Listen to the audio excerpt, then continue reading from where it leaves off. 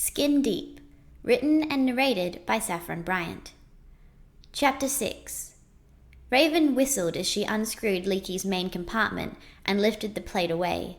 Oil coated the inside, painting the wires and connections black and dripping out onto the floor to create another puddle. She used a rag to mop up the worst of it and searched for the leak. After 2 weeks of stepping over Leaky's puddles, she decided to do something about it. More oil bubbled out of the back tubing, so she reached in further. The sticky mess clung to her forearm, making her fingers slick. "Hello?" Someone tapped on the door. Ravyn froze, her fingers coated in oil and her head halfway inside Leaky's main compartment.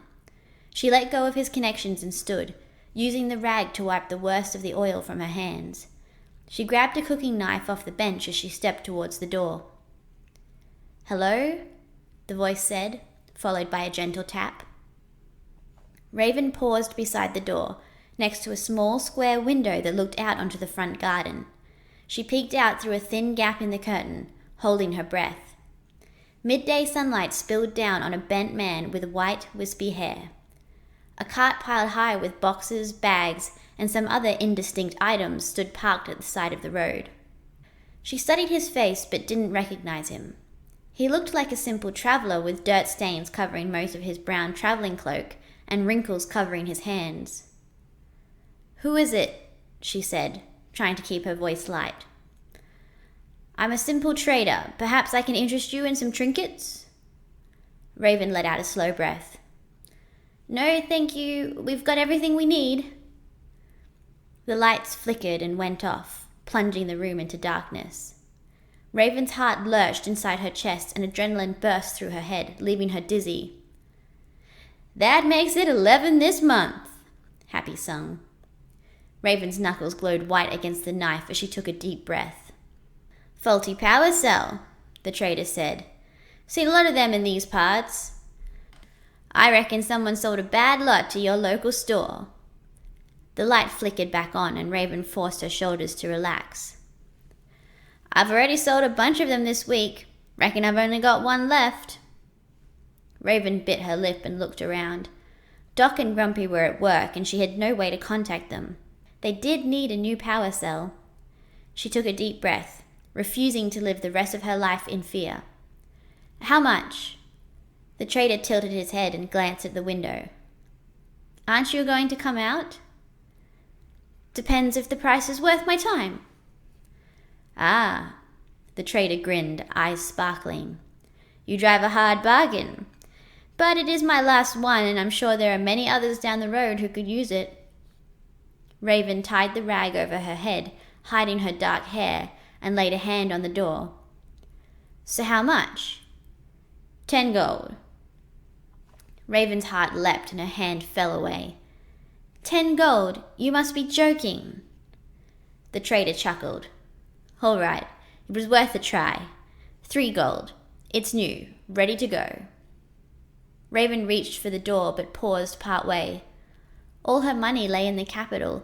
She'd only grabbed what was in her room, a bare pittance that hardly came to a single gold piece. I don't think I can afford that." 2 is as low as I'll go. Like I said, there are lots of others who would take it."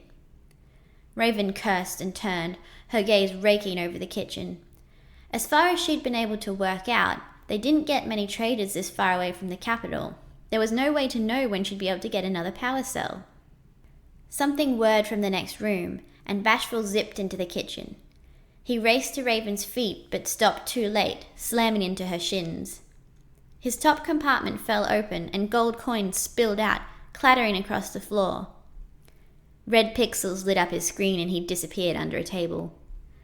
Ravyn stifled a cry and hopped on one leg. She rubbed her bruised shin and lifted 2 coins from the floor. "Thank you, Bashful." She opened the door, keeping the knife out of view. The old man smiled. "Ah, she finally emerges. So, do we have a deal?" He pulled back his cloak and withdrew a glowing green power cell the size of Ravyn's fist. It looked in good condition, just like he'd said. She held out the coins. 2 gold. He took the money and handed over the cell, his grin growing wider. "You won't regret it. Your house won't be the same with a power cell like that." She nodded and her shoulders relaxed. The weight of the power cell felt good in her hand, grounding her.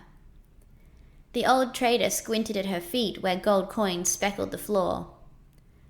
"I don't suppose I can interest you in something more..."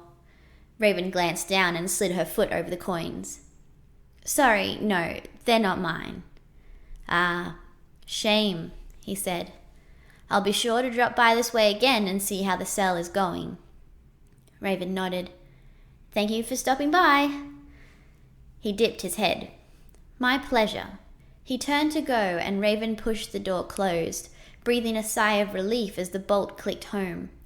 She leant back against the cool metal and glared at the far wall, furious that she'd let herself be so afraid. She laid the knife back on the bench and carried the power cell through to the back room. The house's main power supply ticked over inside its metal box. The cover hung down from a single rusted hinge, revealing the dull power cell beyond.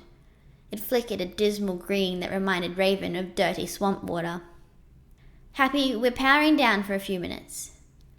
"No problemo! I'll see you on the other side." She unclicked the brace and pulled on the old power cell. Rust at both ends held it in place and showered her hand in brown flakes as she yanked it free. It screeched against the worn metal and fell into her palm, dead. The overhead lights blinked out and the constant whir that usually filled the house wound down, filling the air with silence. Somewhere in the house, Bashful ran into something, his high-pitched squeak followed by the clattering of falling pans. Ravyn pulled a thin light from her belt and shone it on the power bracket as she aligned the cell. It cast its own circle of green light that pulsed in time with its internal workings. She pushed the cell into the bracket and clicked the first brace over the top. The cell buzzed and vibrated, sending new flakes of rust floating to the bottom of the box. She frowned. Power cells didn't have any moving parts inside them. At least, none that should vibrate. She'd changed enough power cells in her garage to know that was unusual. She leant closer to the cell and held her breath, listening. The power cell ticked. Ice crystallized through her stomach and the blood dropped out of her face.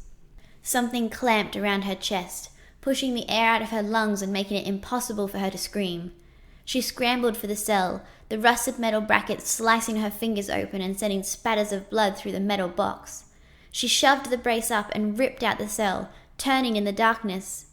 The dim green glow created an ominous pool of light as she dashed away from the box towards the front door.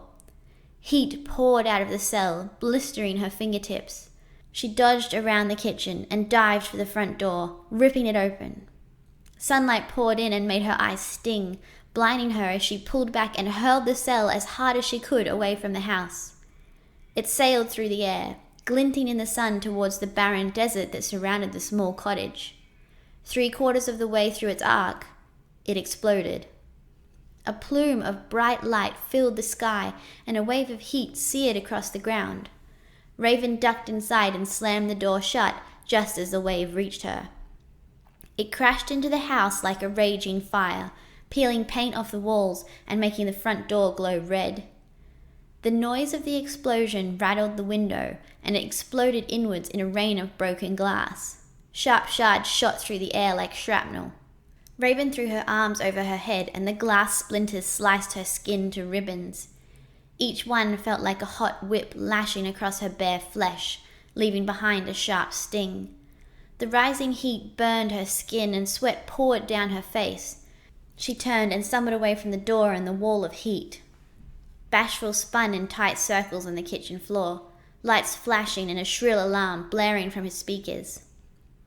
Ravyn knelt and grabbed him in one hand as she ran past. His metal exterior singed her already burnt skin and brought more blisters to the surface. She winced, hot tears tracing down her cheeks as she dashed through the darkened rooms. The wall of heat faded as she ran until she burst out of the back door into the relative cool of the desert. She gasped the fresh air and let Bashful drop to the ground where he landed with a dull clunk. She leant her hands on her knees and stared at the ground, vision spinning. Bright lights flashed across her eyes, and every breath scraped against her throat. Her lungs stung like she'd swallowed fire, and her knees wobbled, threatening to drop her. She clapped a hand over her pounding forehead and squeezed her eyes shut.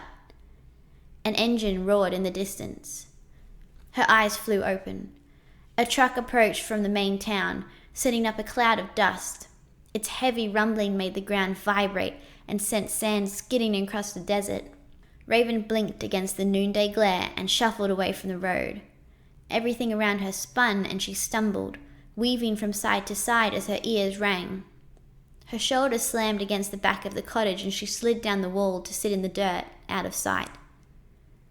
Someone had tried to kill her. Her instincts told her it was better to let them think that they'd succeeded. End chapter. Make sure to like and subscribe so that you'll know when the next chapter is released.